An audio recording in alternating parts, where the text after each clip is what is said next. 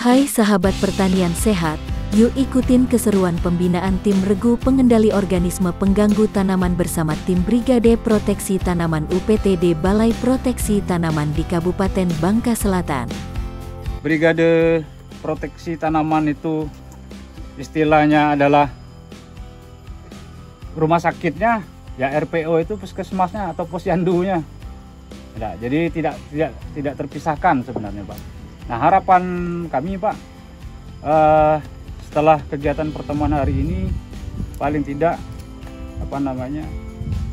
koordinasi dan komunikasinya bisa lebih intensif lagi, bisa lebih sering lagi, terutama dalam membantu masyarakat di sekitar yang masih melakukan budidaya tanaman lada.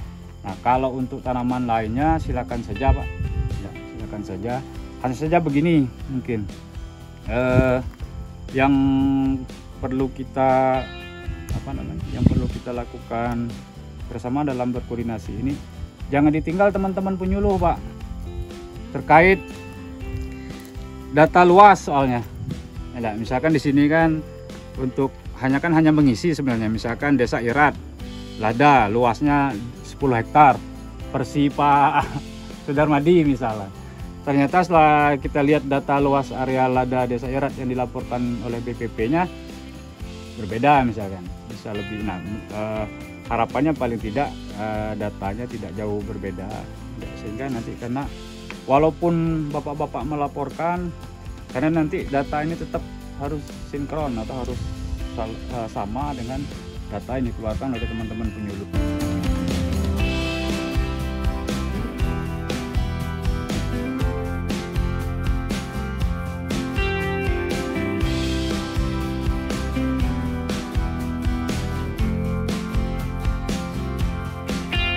Khusus untuk di Bangka Selatan ini, bapak-bapak sekalian, salah satu regu yang kami sangat berharap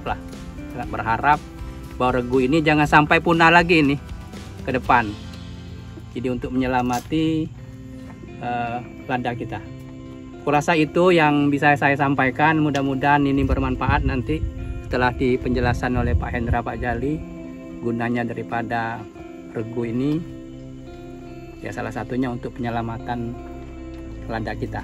Tapi alhamdulillah untuk di Bangka Selatan, kemarin juga kami meninjau mungkin di desa kita ini juga, desa Nyelanding, punya Pak Amin, punya Pak Alwi, cukup luas dan mereka berkomitmen untuk di situ. Mudah-mudahan itu Pak. Karena lada ini termasuk ya tanaman yang sangat berguna lah bagi kita Bangka Belitung. Nah, dari dulu memang tadi ya saya sampaikan bahwa lada memang terkenal di Bangka Belitung.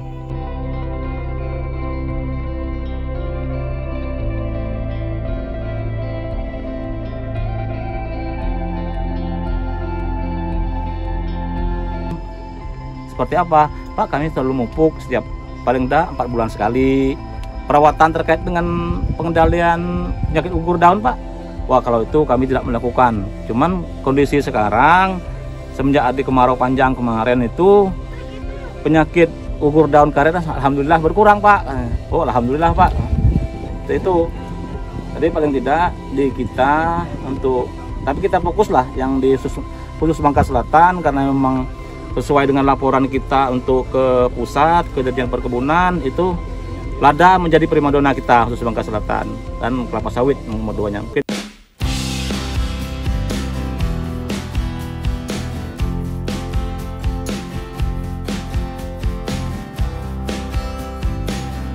pangkal batang. Tapi Bapak nanti jangan hanya melihat bahwa itu penyakit busuk pangkal batang, tapi perlahan-lahan ke depanan bapak-bapak harus lebih dalam lagi menggali ataupun mengamati di lokasi Bapak itu penyakit busuk pangkal batang itu yang dominan atau banyaknya mati cepat atau mati lambat. Nah, karena penyakit busuk pangkal batang itu kalau kita lihat di lapangan itu ada 2 gejala, ada yang mati cepat, ada yang mati lambat. Nah, harapannya ke depan nanti bapak-bapak nulis di sinilah mulai bisa lebih spesifik. Lebih banyak layu atau mati lambat atau mati cepat. Karena itu berbeda jamur, Ada berbeda penyebabnya juga berbeda, mungkin nanti cara pengendalian. Ya, jangan sampai misalkan kita mengatakan itu nanti busuk pangkal batang, di lapangan kita samakan yang cara pengendaliannya yang terkena penyakit busuk pangkal batang kena jamur Phytophthora capsicum dengan yang kena Bifidobacterium atau jamur karet, itu akan berbeda. Nah, kalau yang kena jamur karet umumnya dia layunya layu lambat.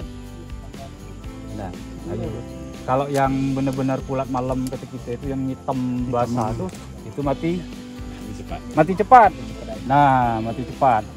Nah, di lapangan di tempat bapak sekarang yang dominan yang mana? Yang mati cepat atau mati lambat? Ada yang dominan. Yang paling banyak. Yang sering bapak temukan. Tapi agak lambat lah. Nah, berarti kan mati lambat. Nah, berarti kemungkinan besar sebenarnya penyebab di lapangan itu yang paling banyak justru mungkin dari jamur-jamur karet. Jadi biasa itu agak lama baru. Ya, daun dulu kan kuning benar. Lama-lama baru deh. Baru mati. Ya, sementara kalau misalkan kena jamur Phytophthora capsicum itu hitungannya 2 sampai 3 minggu otomatis sudah layu. Nah, di atas itu langsung coklat kering gugur daunnya. Nah, itu baru kulat malam sebenarnya. Nah, kalau yang layu lemes buah gitu tergantung di situ lah. Iya, sampai buah tua, nah itu sebenarnya mati lambat. Sehingga cara penanganannya pun akan berbeda. Kalau yang itu ada yang hitam-hitam agak kuning dulu. Maksudnya begini Pak, nanti bapak-bapak membantu kami, termasuk membantu Pak Slamet dan kawan-kawan. Kalau kita lihat dalam 2-3 tahun terakhir kan ada kondisi yang sebenarnya statusnya agak berbeda-beda nih. Misalkan pemerintah pusat menyatakan bahwa di Bangka Belitung, khususnya di Pulau Bangka, yang paling dominan itu yang sering menyebabkan gagal panen ataupun petani itu mengeluh dalam budidaya lada adalah penyakit busuk pangkal batang. Tapi dalam beberapa tahun terakhir di beberapa desa itu justru penyakit kuning. Ya. Tapi bergeser ke sini justru yang paling banyak mulai balik lagi ke penyakit busuk pangkal batang. Nah, artinya maksudnya begini Pak, yang agak sulit nanti di sini kita melihat karena kan pola tanam kita kan berpindah. Ya. Pola tanamnya berpindah. Nah, maksud kami nanti di tempat bapak-bapak, walaupun bapak di sini menulis jenis OPT-nya busuk pangkal batang, penyakit kuning misalkan, ataupun ulat kuku, tapi bapak nanti tahu yang paling dominan yang mana, yang paling merugikan, yang paling sulit dikendalikan yang mana. Ya, nah sehingga nanti paling tidak RPO ini bisa memberikan saran dan masukan, misalkan untuk kegiatan kedepannya yang harus dilakukan oleh Balai Proteksi dengan Dinas Kabupaten Bangka Selatan untuk wilayah Desa Irat, misalkan apa, terutama untuk wilayah-wilayah yang dapat program. Nah, jangan sampai tiap tahun Pak Slamet misalkan ngasih bantuan bibit. Nah, otomatis harusnya kegiatan RPO yang 2024 paling tidak Pak Slamet nanti mengawal yang bantuan bibit 2023. Bibit lada yang 2023 di desa mana yang peserta RPO nih? Desa Rindik, Irat. 2023? Hah? 2023. Rindik kan tidak, Bang? Penyelanding. Enggak.